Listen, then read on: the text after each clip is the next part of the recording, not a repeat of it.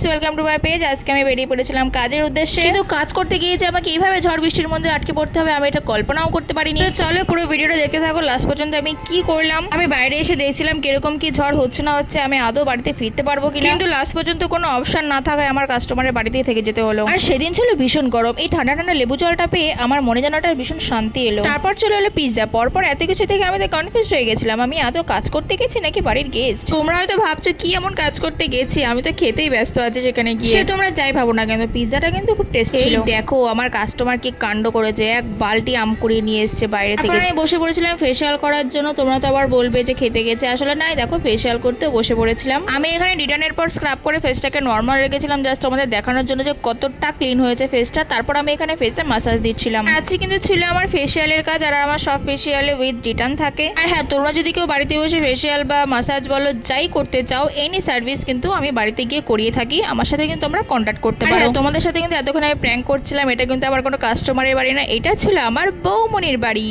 ও ভিডিওটা ভালো লাগলে লাইক কমেন্ট শেয়ার করে দিও, চ্যানেলটাকে সাবস্ক্রাইব করে দিও। দেখা হচ্ছে নেক্সট কোনো ভিডিওতে, ততক্ষণের জন্য টাটা।